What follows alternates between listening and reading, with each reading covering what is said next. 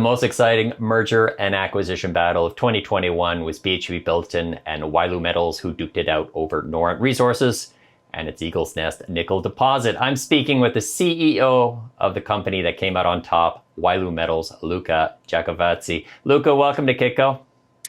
Hi, Michael. Thanks for having us. Luca, you completed the acquisition in April. You spent some time on the project. What is so appealing about Eagle's Nest nickel deposit? Yeah, Eagle's Nest is one of the best nickel sulphide ore bodies in the world that remains undeveloped. That's what attracted us to the project and why we were interested in it. And we're really excited that we were able to acquire the business and sink our teeth into it. We continue to make progress at Eagle's Nest.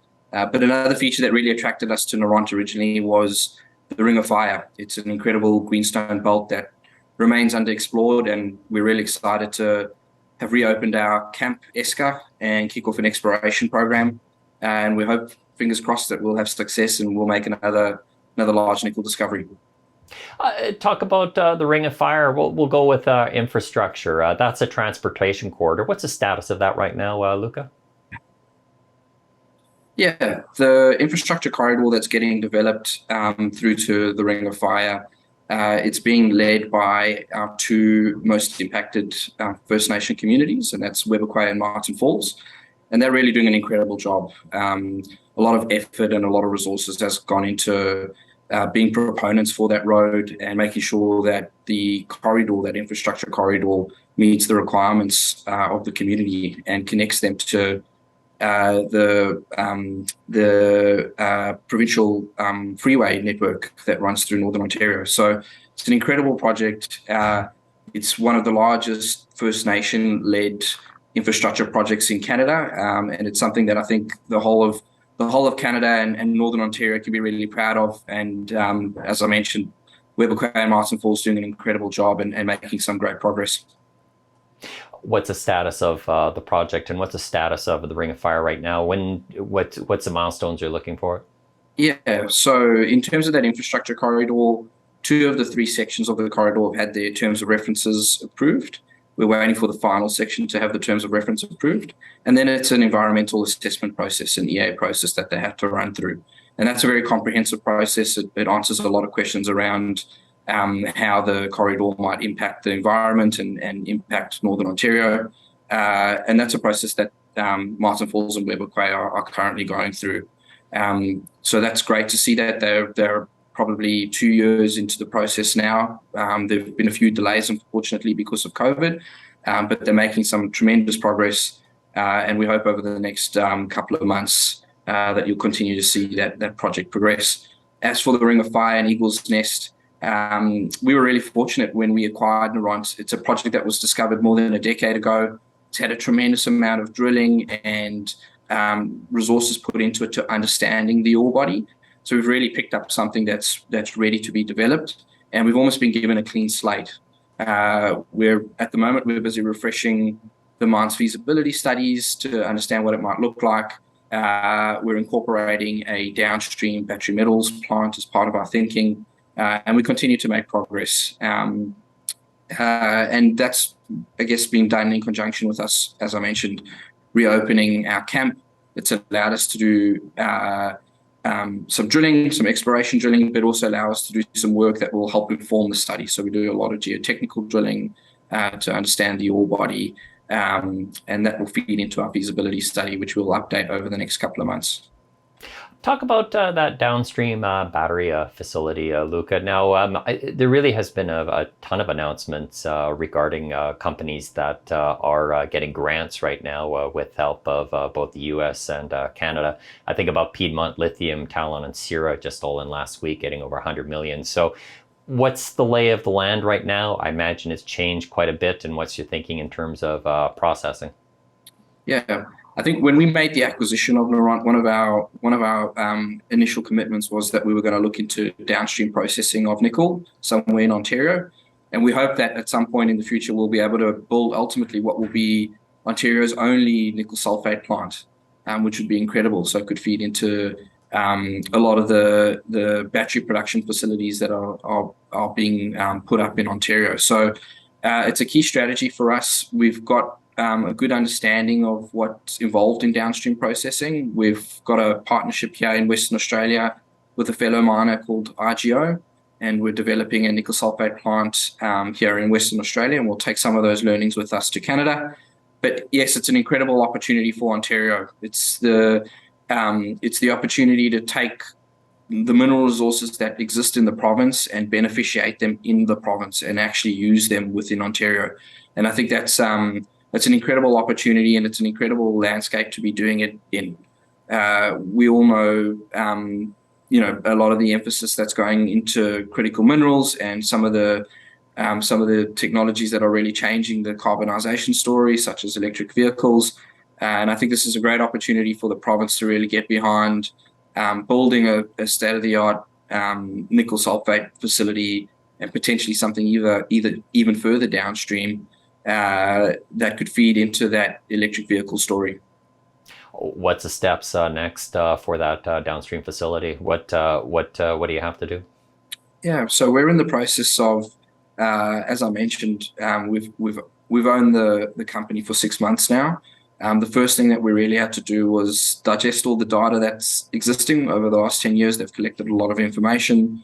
We've done some further drilling to better characterize the ore body, and that will help us inform studies that will go into looking at the downstream processing. So that's the stage that we're at. We've engaged a number of consultants who are doing test work for us, and once we better understand how the concentrate will beneficiate, that will help freeze the design parameters that will then go into actually developing the plant. I think a key next step for us will be around site selection and where we actually want to locate the facility, and that's something that we're just currently scoping out, and we'll start looking into.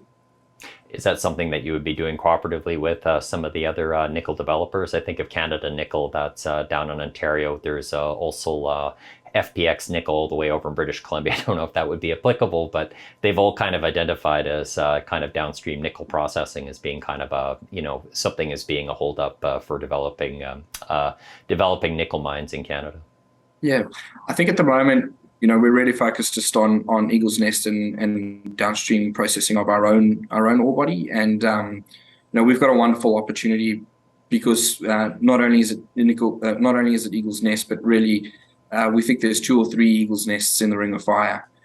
So for us, developing our own downstream capability allows us just to be fully integrated with a really tremendous mineral basin that we've invested in. So at the moment, we're just focused on our ore body and our own nickel, but we'll never close the door on opportunities to collaborate with others. Now, help me out, Luca. I'm going to go back to Eagle's Nest. Given your location, I assume you're fine with water, but what's your options for power? You are committed to lower emissions.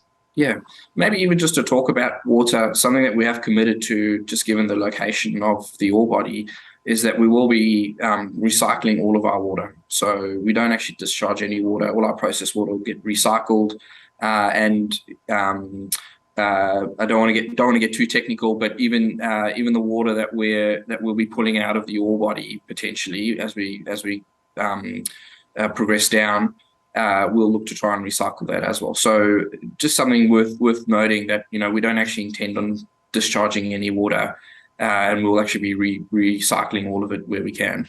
In terms of power, really our strategy is centered around making sure that our entire fleet is either electric or hydrogen powered, and then focusing on how we can actually make our power sources green as possible.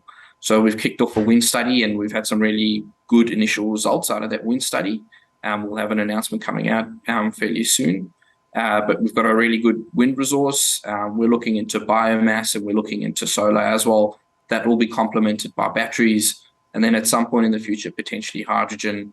And the real prize ultimately is if we can actually connect to Ontario's grid, which we know the government's working towards trying to connect the northern communities to the provincial grid. So that's something that we will make sure we provision for and allow for in our design, if that does eventually happen.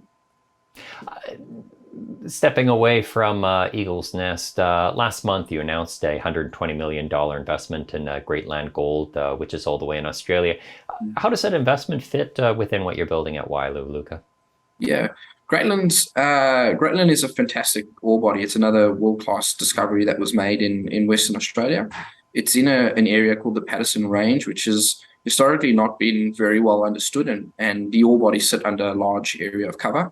And we really like the Greatland story because A, you have a world-class ore body in Havieron, and B, you've got again another really large exploration package of tenements that you can go out and explore in this terrain that's really not received a lot of exploration over the years.